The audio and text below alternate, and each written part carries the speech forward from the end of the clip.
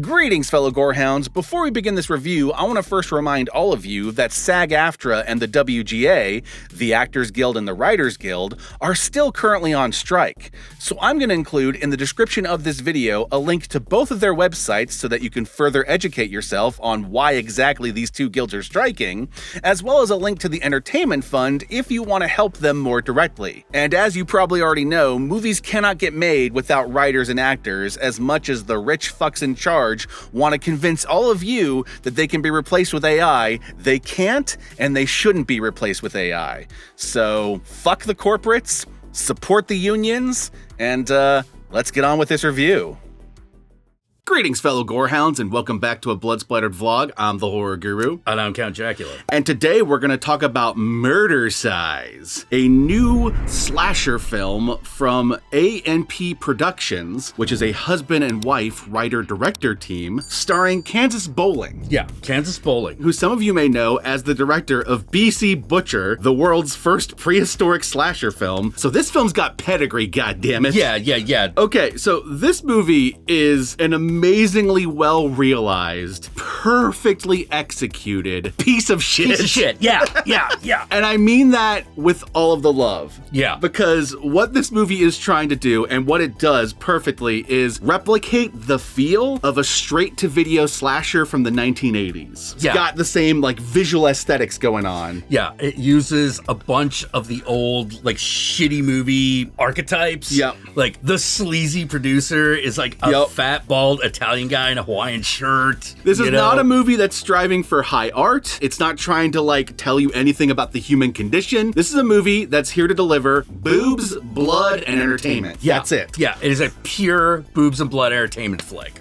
And it's done so well. I had so much fun with this movie. I had seen A&P Productions' previous slasher, The Slasherette Party, and I enjoyed that movie, but I had some reservations about it, particularly about its ending. I have no reservations about this movie. This movie is just perfectly done. Oh yeah, it is brilliantly stupid. Non-stop, just characters saying funny, goofy shit, but playing it straight, right? They're not like... The characters are not in on the joke of the movie. Yeah. You know? But they are hammy. Yes. And you can tell that, like, for some of these actors, that's just as good as they get. Oh, yeah. Because, like, if you can't be good, be entertaining. And it's not a parody. No.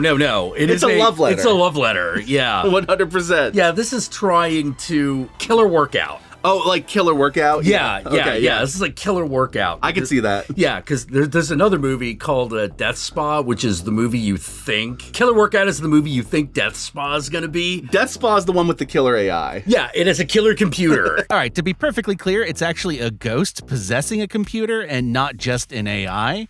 A minor distinction, but an important one. Now, this one has no supernatural or science fiction elements. It's pure slasher. The movie is about an actress, Phoebe, played by Kansas Bowling, who is trying to make it in the film business, but is stuck on this exploitative production that seems to be a workout video, but it's clearly not about the workout. It's about... no. It's about the shots of people's butts and, like, pussies and shit. Yeah, butts, crotches, and tits. That's it. A really terrible workout video that's just there to get 14-year-old boys off, that's gonna end up in video stores that people are gonna rent and secretly, like, hide behind their parents' backs. Like, yes. That's what they're making. Yes. But the problem is Phoebe is very much a Reaganite. She's very much one of those goody two-shoes yuppie chicks. I don't know how she ended up in this position in this movie, given that knowledge, but she does not want to, you know, slut around or to be doing this stuff. She wants to be doing real movies. But her talent really isn't there. Yep. That's the other rub. The character has no talent. She starts killing people on the production in order to work her way up the ladder. And also, two other serial killers show up that have nothing to do with the production, but somehow end up in the middle of this movie. So you got three people that are killing people at odds with each other, and that's the rest of the movie. There are a lot of fun two-dimensional characters in this, None of the characters are super complex. No. Phoebe is the most complex, and even she's pretty on the surface. Yeah. She's still a two-dimensional character. Don't expect 3 dimensions here. All the characters are pretty entertaining in their own rights, right? Oh, yeah, absolutely. Like, I really love the sleazy producer guy. He's endlessly entertaining. He's probably also the best actor out of everyone on the movie. Yeah, definitely. Yeah. I love the mob boss's wife who's like always showing up and giving the producer a hard time. Yeah. She's really entertaining. She's also like a cougar who wants to sleep with the director of the video. Yeah, the director who's gay, by the way. Yes. You know, and there are a lot of scenes where she's trying to seduce him, and I'm like, this is what we call the David Duchovny scene. There's the big-boobed lead of the workout video. Yeah. Whose claim to fame is that she was in a bunch of straight-to-video slashers and she likes showing her tits. So naturally, she does over the course of this movie. This is a straight-to-video slasher. The funny thing is that they show clips from a movie that is obviously the type of movie that Murdercise is. Yep. You know who she reminded me of? Queen of Trash. Yes. She reminded me a lot of our friend Sarah. Well, especially when she starts intimidating that one guy into fucking her. He's insisting that he look at her tits. That was amazing. Hey, that scene goes on for like 5 minutes. It is a 100% a scene where she is technically sexually harassing this dude, but it's one of the funniest fucking scenes in the whole movie. Oh God, yeah. No, I want to be a real director, and I can't be caught sleeping with the crew. Look at my tits. Goes on longer than it should, but that just adds to the funny. Yes. I fucking love that scene. No. The movie knows why you are here. Absolutely. You know, like, it's a very unpretentious movie. But my favorite character is the gaffer guy. Yes. He is amazing. He's this big, tall, heavyset biker dude, but he's a total fucking dork. Yeah. Well, he completely reads horror fan. Yeah. You know? And he will do hilarious scenes like, oh, hey, let's start doing our individual shots of all the dancers dancing. And he'll be like, I'll go first. And so he puts on the lady's leotard and starts doing the dance.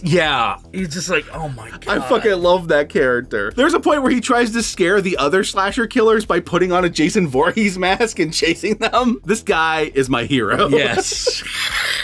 The only problem I have with that guy is, God damn it, look at her tits, man. Oh, I know. We're looking. Come on. Come on, man. They're nice you tits. can do that. So needless to say, this movie is a sleaze fest, but it is the most entertaining sleaze fest you'll probably see in a long time. We watch a lot of these 80s throwback movies, but I think this one perfectly captures the straight-to-video type of movie. Yeah, this one's special. Like, this one's kind of special. It's like, it feels like a movie that could have come out back then. Oh, yeah. There are parts of this movie that looked like we got our production office to film in. Yeah. That's it. Well, I swear for half the movie, they're using the same room, but with different, like, furniture setup. Yeah, and sometimes they're obviously using the same room because that's the joke. Like, the production is so cheap that we're doing this aerobics tape in, like, a closet. Yep. The room where they're doing the aerobics, and it's, like, so small and tight, and I'm like, these ladies can barely move in this goddamn place. When they start recording the main exercise routine, nobody in the shot actually does aerobics. No, because there's a point in which they're doing it and you can tell that some of the background actors are just following the leads of the people in front because they have no idea what they're doing. Like, they didn't actually choreograph it beforehand. Yeah, but it feels super deliberate. It does. They were like, all right, so like just start doing aerobics like stuff and we'll splice it into the montage that goes into the movie. Don't try to look good. In fact, just do whatever because that'll just make it funnier. Another thing I want to highlight for this movie is that given that it's a straight-to-video slasher, that also makes it a retro gore flick. Yep. There is gore galore in this movie. They obviously do not have the budget to pull like a full-on Dead Alive scenario, but the gore they do have, they use very sparingly and perfectly executed. Yeah. There's like a head gag that's amazing towards the end of the movie. The head gag actually it's like the money shot. Yeah, I was about to say, the head gag's like kind of the money shot. Yep. Yeah. It's very clear that they didn't have the budget to do it the entire movie, but when they do it, it's really welcome. This had all the feelings of labor of love by the actors. I also got to give them credit because normally these kinds of straight-to-video movies that they're trying to emulate get boring about halfway through before you reach the climax. I never felt bored in this movie. No. I was entertained by all the character interactions. None of the scenes that like don't have tits and blood overstay their welcome. 100%. So anyway, my fellow gorehounds, Murdercise is currently available on Amazon Prime for like $2 to rent it. I'm going to include an Amazon affiliate link in the description below. If you click that link and rent it through that link, I will get a kickback from it. So if you want to help me out, use that link. You should also link to the interview I did with Kansas Bowling. Sure. I will link that in the description below too. And with that said, my fellow Gorehounds, let us move on to the spoilers.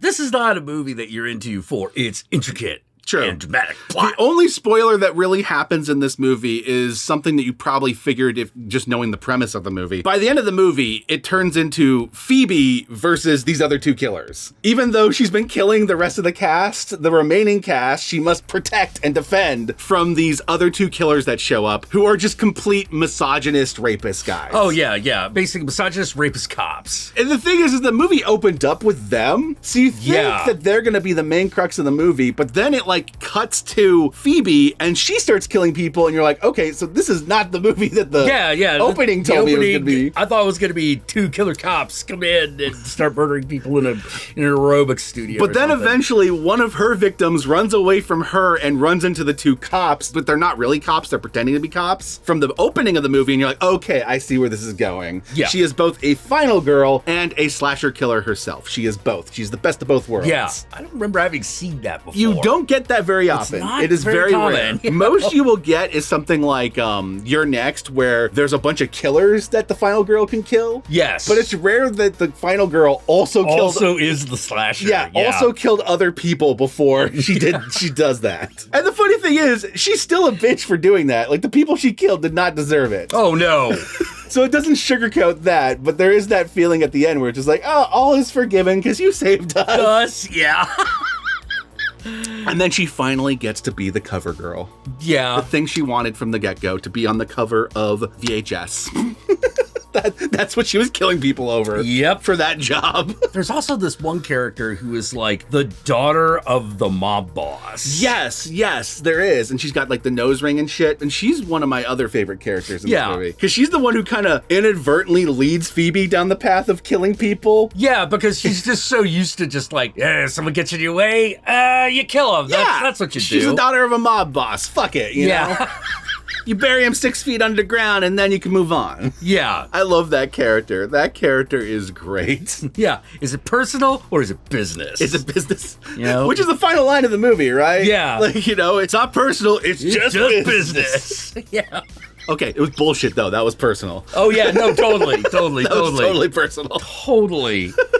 This really did feel like a trauma flick. Oh yeah, it is totally in that trauma vibe. Boobs, blood, and entertainment. I cannot stress that enough. Yeah. It's a hilarious movie when the boobs aren't on screen. It is a even more hilarious movie when the boobs are on screen, and it will deliver on the gore factor as it goes on. Oh yeah. It's everything you could want out of a movie like this. Yeah, if you're not into boobs and blood flicks, I don't know what to tell you. Oh yeah, then don't bother with this movie. But if you're into boobs and blood, if you're into, say, movies that Joe Bob Briggs will show on Last Drive-In, which this should totally go on there. Oh man, Shudder should totally fucking go Shudder on there. needs to pick this up and put it on the Last Drive-In. It would be it'd be perfect for that. Absolutely. I agree. Oh man, and when they finally do tell them, we were there first. We saw it first.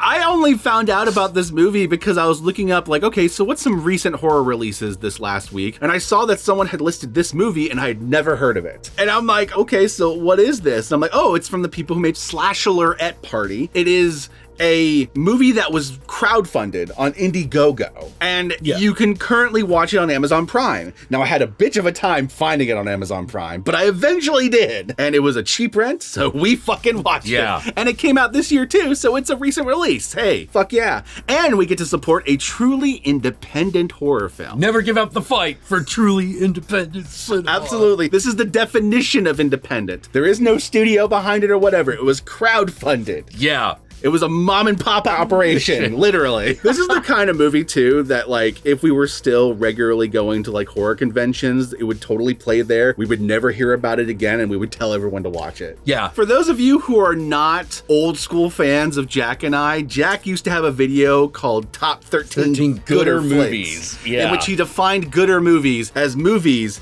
that are essentially the so bad it's good movies. Yeah. They're not good, it's gooder. It's gooder. Yeah, it ain't good, it's gooder. And this movie is a gooder flick. It is the definition of a gooder flick. Yeah. I don't know how to describe it. There's something perky about this movie. Perky in a way that only an 80s vibe can give. Yeah, the actors are just really into the movie that they're making. Yeah, they're having a good time, right? They look like they're having fun. Yeah. Especially that fucking biker dude. Yeah. That dude was having a blast. That dude was having a blast. I could be a real director. Look at my tits, god damn it! Look at my tits! No. That scene's my favorite scene in the whole movie. It is a 10 out of 10. Fucking glorious. So anyway, my fellow Gorehounds, this is going to be a shorter vlog because there's only so much to talk about with this kind of movie. Yeah, it's a simpler movie. But it's a good movie that we recommend. And so with that said...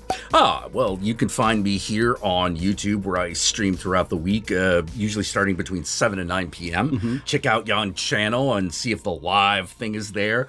And hey, hit that subscribe and notification button so that when you just go to YouTube, it's like, yo, Jack stream, you should check that out. You can also follow me on Blue Sky at Count Jackula. You can also follow me on Twitter, on X Twitter, at Counting Jack. And you can follow me on TikTok at Real Count Jackula. Y'all know me, I'm the Horror Guru. You can find me at the Horror Guru on Twitter, on Twitch, on Instagram, Facebook, Blue Sky, Mastodon. Just look up the Horror Guru or Blood Splattered Cinema and I'll be there. Be sure to like, comment, and subscribe, and don't forget to ring that notification bell so you're notified of my videos immediately upon their upload. And if you'd like to help out either of us more directly, be sure to check out our Patreon pages. And remember, if you decide to go the Patreon route, even $1 a month can go a long way, but we'll certainly accept more. And with that said, my fellow Gorehounds, if you made it this far into the vlog, then I want you to comment below, and be sure to comment below using the hashtag #LookAtMyTits. Use the hashtag #LookAtMyTits, that way I know, that way Jack knows, that way the whole world knows